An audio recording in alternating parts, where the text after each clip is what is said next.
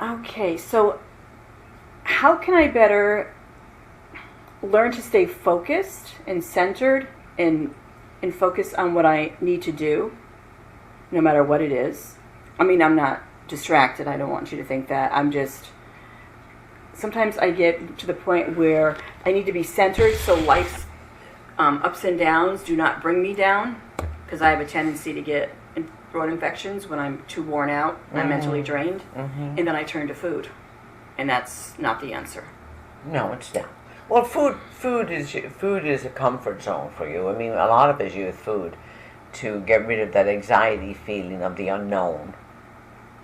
We get anxious about the unknown, and the thing you have to understand about the unknown is, once you get there, it's unknown for a reason, but once you get there, it is far better than the known. That's true. That's really true. In hindsight, we look back and say, oh my God, I don't know why I was so afraid of it. And when you get to where you get the anxiety, you have to reassure yourself that it's all in divine order. That you're going through this to make decisions. Sometimes it's anxiety, lack of decision. Lack of decision of not knowing what to do. And I can tell you, around 9 years old, when you made an absolute decision, you weren't going to try. You were going to wait for someone to tell you. Something happened when you were 9 that was emotional, and it's an unconscious decision where it's like, I can't do anything right. That's the message you gave to your subconscious mind. It's still operating. You're still looking for the guarantee. You're still looking for the, am I doing this right? Whereas the universe or somebody in your life or in your family, whatever, moving you along and telling you, yes, you are doing it right. But the truth is, understand that when you make an absolute decision in your childhood, every decision you make from there is from the emotions of a 9-year-old. Right. Okay? So that's what causes the anxiety, because a 9-year-old does not have the coping skills to navigate an adult world. True. So if you understand that, you put your 9-year-old aside. Build a safe, creative room for her, let her grow up in there, let her do whatever she wants, and you check in with her every time you get anxious and you go, I got this, kid. I'm the adult. And then you as the adult just deal with the facts. The fact is, I'm looking for a job. What kind of a job? You don't worry about whether you're going to get the job. You don't worry about any of that. You have to clear all of that out for the right job to come to you. It takes a little more work than what we're doing right now, but you got the basic principles of it, to where if you understand where your emotions are reacting to your situation, and the adult in you would respond to the situation. Ah, that makes sense. So when you check in, if you're reacting, that's the child. So you got to have a talk with the little kid and tell her not to be anxious. Don't worry, I'm in charge. I'm going to take care of this. And then the adult, you bring the adult in. The adult only deals with the facts.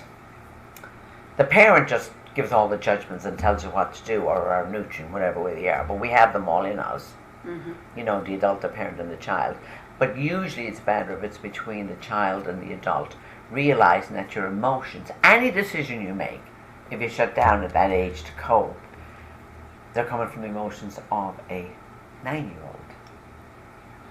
Very interesting. Yes, it is interesting. Very interesting. It's well worth looking at, because it interferes with relationships, whatever kind you have. It interferes with everything you do in your life. And I would bet it's your 9-year-old that loves the animals. I would bet that. See, what they do is they appear in front of me. If there's kids there that there was an absolute decision where you shut down, they appear in front of me and say, well, I'm here. You can't see them. I can see them in my mind's eye. So they tell me what happened. They won't tell me what happened. Sometimes they will tell me what happened, but that's between you and your 9-year-old. Okay. You may not even be aware. Are you in the middle or something? Yes, I'm the middle child. Oh. Nobody tells me anything about people I'm going to see for that reason. No, they don't tell me. Richard didn't tell me you were in the middle or anywhere else. He just told me you were Lisa's sister. And then I thought you were the oldest, but you're not. You're the middle. So the middle one sometimes gets Yeah. Oh, and you just compared yourself way too much to Lisa and your brother. I do, because they are successful in writing and I haven't found my success yet. You're alive. That's success. Well, that's true. Absolutely. The only thing that I look back of what I accomplished so far is working as a volunteer for 12 years in Hartford, at the Hartford Civic Center with the Boston Celtics, because that was always very near and dear to me at the age of 13. And I finally got to pay back because of all the pleasure they bring their fans. And that is my one thing that is outstanding. That and my degree, my bachelor's degree. So you have to understand. Really not to measure success by other people's what you perceive to be success. We all have gifts. That doesn't mean we're all successful. Success is being happy. I don't care if you're picking up the garbage, or if you're out doing what all the people out there are doing, or you're on top of the world. You're not successful unless you're happy in here. But they like their jobs, though. That's the okay. important part. I need to find something that I like. Well, you weren't ready before. You're more ready now once you start dealing with the 9-year-old. What took me so long? It was unconscious. You weren't aware. Most people are not aware.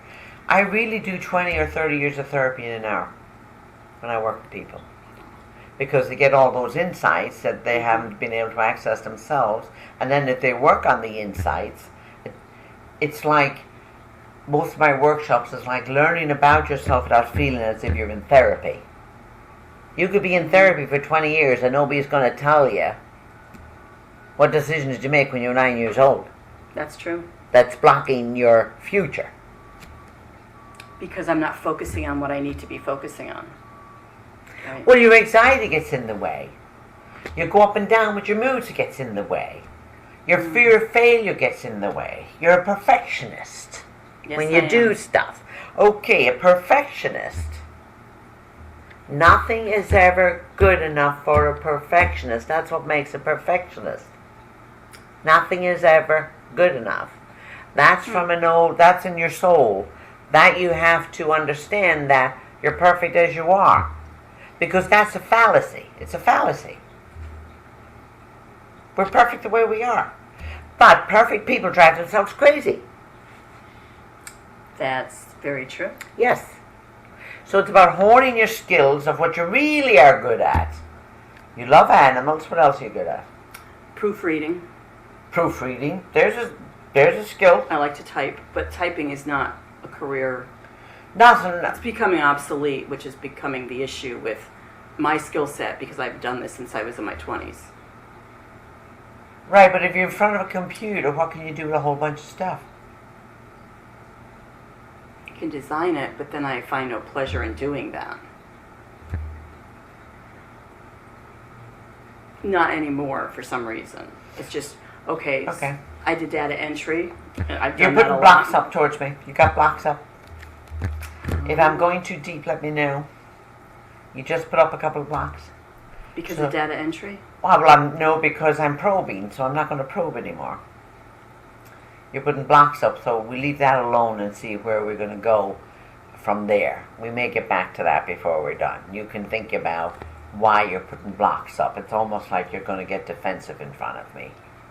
And you don't have to do any of that. Oh, yeah, no, I mean, I've learned from my past experiences with the jobs that stresses come in, and I do the best that I can. This may have to be a fear of something which you have to live up to. Oh, that's interesting. It may have nothing to do with what you're doing now. But once you allow, the information will come in, because I won't interfere with anybody's free will, so I won't force anything on you. That if I see something and I see, oh, this is important, I won't say it to you without your permission. I'll ask your permission first.